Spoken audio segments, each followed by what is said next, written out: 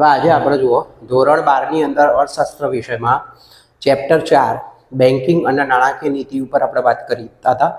અને તો વેપારી બેંકના મુખ્ય કાર્યો અને ગૌણ કાર્યો આવી રીતે બે ભાગમાં આપણે એને વહેંચેલા છે. તો પહેલા મુખ્ય કાર્યો ઉપર વાત કરીએ. થાપણો સ્વીકારવી. તો થાપણો સ્વીકારવાની અંદર પ્રજા પાસેથી એટલે કે પ્રજાએ જે બચતો એકત્રિત કરેલી હોય એ એકત્રિત કરેલી બચતો થાપણ સ્વરૂપે પ્રજા બેંકમાં મૂકે છે અને બેંક તેના બદલામાં એને વ્યાજ આપે છે. એના અંદર આપણે ત્રણ પ્રકારો જોઈ શકીએ છીએ. એક છે ચાલુ ખાતાની થાપણો, બચત ખાતાની થાપણો અને ફિક્સ ડિપોઝિટ. હવે ચાલુ ખાતાની જે થાપણો છે એની ઉપર આપણને વ્યાજ મળતું નથી અને જે ધંધાદારી પેઢીઓ હોય એ લોકો ચાલુ ખાતાની થાપણોનો ઉપયોગ કરતા હોય છે, એટલે કે ચાલુ ખાતું ખોલાવતા હોય છે. જ્યારે એમાં પાસબુક મળે છે, વ્યાજ મળતું નથી, વારંવાર ઉપાડ કરી શકાય છે. બીજું છે બચત ખાતાની થાપણો, તો જે બચત કરવા માટે ઉપયોગ થાય છે. ચેકબુક એમાં મળે છે, વ્યાજ પણ મળે છે, પણ એમાં ઉપાડવા ઉપર લિમિટ હોય છે. કરેન્ટ ખાતાની ડિપોઝિટમાં શું હોય, આપણે દર મહિને 1,000 રૂપિયા જમા કરાવીએ છીએ અથવા તો 500 રૂપિયા જમા કરાવીએ છીએ. તો 12 મહિના સુધી એનું આપણને વ્યાજ મળે છે. પછી તમે 5 વર્ષ સુધી મૂકી શકો છો રિકરિંગની અંદર. રિકરિંગનો જે વ્યાજનો દર હોય એ બચત ખાતા કરતાં વધારે હોય છે. એના સિવાય આપણે લાસ્ટ ડિપોઝિટ પર વાત કરીશું, મુદ્દતી થાપણો, જેને આપણે ફિક્સ ડિપોઝિટ કહીશું. ફિક્સ ડિપોઝિટ એક એવી વસ્તુ છે કે જેમાં તમારી પાસે બહુ બધા રૂપિયા હોય, એટલે કે માની લો કે એક સાથે એક સામટી રકમ છે 1 લાખ, 2 લાખ, 3 લાખ, તો તમે એક સાથે એ રકમ મૂકીને તમે એને ફિક્સ કરી શકો, જે લાંબા ગાળા માટે હોય છે અને એના ઉપર બધા જ કરતાં વ્યાજનો દર વધારે હોય છે. બીજા નંબરનું છે ધિરાણની સવલત પૂરી પાડવાનું કાર્ય. તો અર્થતંત્રની અંદર ખાનગી કારણો માટે, રોકાણ કરવા માટે, ખેડૂતોના, ઉદ્યોગપતિઓને લોન આપવાનું કાર્ય એ બેંક કરે છે, જેમાં 3 પ્રકારની લોન આપશે: ટૂંકા ગાળાની, મધ્યમ ગાળાની અને લાંબા ગાળાની. ટૂંકા ગાળાની જે લોન હોય એનો સમયગાળો 1 વર્ષનો હોય છે. મધ્યમ ગાળાની જે લોન હોય છે એનો સમયગાળો 1 થી વધારે અને 5 વર્ષ સુધીનો હોય છે. જ્યારે લાંબા ગાળાનો સમયગાળો 5 થી 15 વર્ષનો હોય છે. આ રીતે અલગ અલગ પ્રકારની લોન ખેડૂતોના, ઉદ્યોગોના, ખાનગી વ્યક્તિઓના, જે વ્યક્તિને જરૂર હોય એને આપવામાં આવે છે. દરેક માટે વ્યાજના દર. ત્રીજા કાર્ય ઉપર વાત કરીએ. જો ત્રીજા કાર્યની અંદર ચૂકવણી અને ઉપાડની સવલત પૂરી પાડવાની કામગીરી, તો બેંક ગ્રાહકને સરળતાથી નાણાંની ચૂકવણી અને ઉપાડની વિવિધ સુવિધાઓ પૂરી પાડે છે, જેમાં ચેક, ઉપાડ ચિઠ્ઠી, draft pay order, credit card, debit card, ATM, automatic, જેને આપણે ટેલર મશીન કહીશું, અને ઇન્ટરનેટ બેન્કિંગની સુવિધાઓનો સમાવેશ થાય છે. એના પછી છે શાક સર્જન, એટલે કે પૈસા પેદા કરવા. જ્યારે પણ પુરવઠો ઓછો હોય નાણાંનો અને માંગ વધારે હોય ત્યારે બેંક હંમેશા એ નાણાંના પુરવઠાને વધારવાની કોશિશ કરશે. તો નાણાંનો પુરવઠો એ નાણાંની માંગને અનુરૂપ રહે તે માટે બેંકો શાક સર્જનનું કાર્ય કરે છે. શાક સર્જન દ્વારા પ્રવર્તમાન નાણાંના જથ્થામાંથી, થાપણોમાંથી નવા નાણાંનું સર્જન બેંક કરે છે, એટલે કે નાણાંનો પુરવઠો બને છે.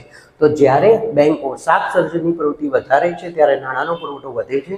જ્યારે શાક સર્જનની પ્રવૃત્તિ ઘટે છે ત્યારે નાણાંનો પુરવઠો ઘટે છે. એટલે કે બજારમાં નાણાંનો પુરવઠો ત્યારે વધે જ્યારે બેંક શાક સર્જન કરે.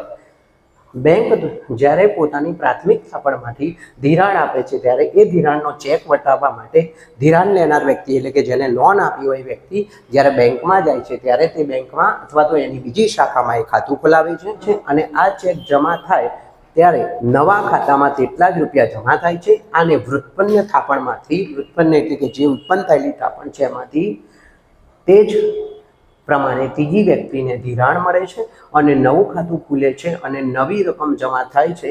આમ એક થાપણમાંથી અનેક થાપણો સર્જાય છે. એટલે કે જ્યારે નવા ખાતા ખુલે છે બેંકમાં ત્યારે નવા રૂપિયા આવે છે અને એના કારણે નવું જ્યારે ખાતું ખુલે છે ત્યારે બેંકને શાક સર્જનની કામગીરી થાય છે.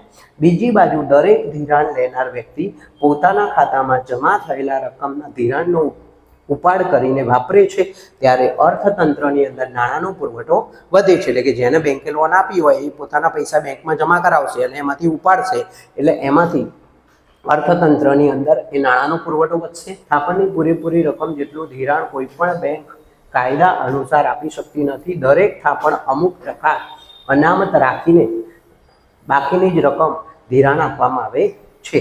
જેને આપણે રોકડ અનામતનું પ્રમાણ કહીએ છીએ. રોકડ અનામતનું પ્રમાણ આપણે કોને કહીશું કે બેંક જે હોય એની પાસે જેટલી થાપણ જમા હોય એના કરતાં એ ઓછી જ લોન આપે છે. એટલે કે માન લો કે એની પાસે 10,000 રૂપિયા છે તો એ 8,000ની જ લોન આપશે, બાકીના 2,000 છે એ મૂકી રાખશે, જેને આપણે રોકડ અનામતનું પ્રમાણ કહીશું. માન લો કે બેંક પાસે 1,000 રૂપિયા છે તો 1,000 રૂપિયાના 20% રકમ એટલે કે 200 રૂપિયા બેંક થાપણ તરીકે રાખશે. અને એને આપણે જો સૂત્રમાં બતાવવું હોય તો અહીંયા તમે જોઈ શકો છો કે શાક સર્જન બરાબર પ્રાથમિક થાપણ ગુણ્યા 1 રોકડ અનામતનું પ્રમાણ. અહીં શાક સર્જનનું આપણને એક ઉદાહરણ આપેલું છે જેમાં આપણે જોઈ શકીએ છીએ કે એ નામના વ્યક્તિએ 1,000 રૂપિયા બેંકમાં મૂક્યા તો એના 20% લેખે એટલે કે 200 રૂપિયા બેંકે અનામત રાખ્યું અને બાકીની રકમ 100 રૂપિયા એ લોન તરીકે. તો આ રીતે ABC જે રીતે જેમ જેમ ખાતું ખોલાવશે એમ પોતાના અને નવી જે લોન લેશે એના આધારે એ બેંકમાં પૈસા આવશે અને એના કારણે નાણાંનો પુરવઠો વધશે, જેને આપણે શાક સર્જન કહીએ છીએ. આંતર બેન્કિંગ વ્યવહારો કરવા, જેમાં એક બેંક બીજી બેંકને ટૂંકા કે લાંબા ગાળા માટે ધિરાણ પૂરું પાડે છે અને ટૂંકા ગાળાનું ધિરાણ એક બેંક બીજી બેંકને મધ્યસ્થ બેંક દ્વારા આપવામાં આવે છે. આવી રીતે જ્યારે એક બેંક બીજી બેંકને જ્યારે નાણાં પૂરા પાડતી હોય એટલે કે ધિરાણ કરતી હોય જેને આપણે કોલ મની કહીએ છીએ, અને એક બેંકે જે બીજી બેંકને નાણાં પૂરા પાડ્યા હોય એના માટે એણે જે વ્યાજ ચૂકવવું પડે એને આપણે કોલ મની રેટ કહીએ છીએ. એના પછી જે વેપારી બેંકના ગૌણ કાર્યો, જેમાં બે છે ગ્રાહકના એજન્ટ તરીકેના ઉપયોગી સેવાઓ પૂરી પાડવાનું કાર્ય અને બીજું છે બદલાતા સમય સાથે આધુનિક સેવાઓ પૂરી પાડવાનું કાર્ય. તો ગ્રાહકોના એજન્ટ તરીકે સેવા પૂરી પાડવામાં બેંક ગ્રાહકોને વિવિધ પ્રકારની સેવાઓ પૂરી પાડે છે, જેમાં કે આપણે એકબીજાને જ્યારે અજાણ્યા આયાતકારો હોય, નિકાસકારો હોય તો એમને શાખનું પ્રમાણપત્ર આપવું, આર્થિક પ્રવૃત્તિઓની અંદર બાંયધરી આપવી, આપણા જે ટેક્સ હોય કરવેરાના જે નાણાં છે એને ભરવાની વગેરેની સુવિધા આપવી ગ્રાહકોને. એના સિવાય કિંમતી વસ્તુઓ રાખવા માટે, દાગીના જેવી કિંમતી વસ્તુઓ, ડોક્યુમેન્ટ્સ રાખવા માટે બેંક સેફ ડિપોઝિટ પોઇન્ટની સુવિધા આપે છે, જેના લોકરની સુવિધા આપણે કહીએ છીએ. ખૂબ જ નાના કદની આર્થિક પ્રવૃત્તિઓ માટે અમુક વર્ગને નાના ધિરાણ, જેને આપણે માઇક્રો ફાઇનાન્સ કહીએ છીએ, એનું પણ ધિરાણ બેંક કરે છે. તો ધંધામાં વ્યક્તિગત સોદાઓની ચૂકવણી બાબતે વિશ્વસનીયતા પૂરી પાડવા માટે બેંક પે ઓર્ડરનો પણ ઉપયોગ કરે છે.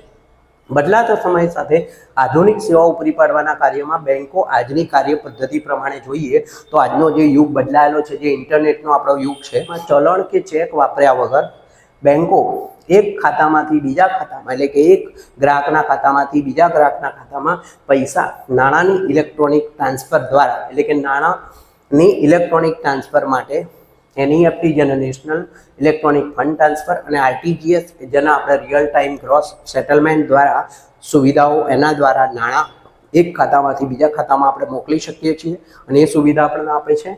એના સિવાય કોર એટલે કે જેને centralise online real time exchange જે બેન્કિંગના લીધે શક્ય બની છે.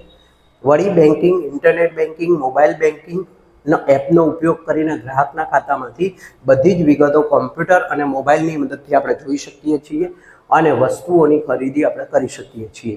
તો આ રીતે ટિકિટો બુક કરાવી હોય, ડીમેટ એકાઉન્ટ ખોલાવવું હોય અને ડીમેટ ખાતુંનો મતલબ થાય કે શેર ડિબેન્ચર રાખવા માટે જામીનગીરીઓનું ભૌતિક સ્વરૂપના બદલે ઇલેક્ટ્રોનિક સ્વરૂપ. તો આ એક ડીમેટ ખાતાની સમજૂતી છે. તો જો તમને મારો વિડીયો ગમ્યો હોય તો તેને શેર કરો, લાઈક કરો, સબસ્ક્રાઈબ કરો, જેથી કરીને મારા આવનારા તમામ વિડીયો તમને મળતા રહે. થેન્ક યુ વિદ્યાર્થી મિત્રો.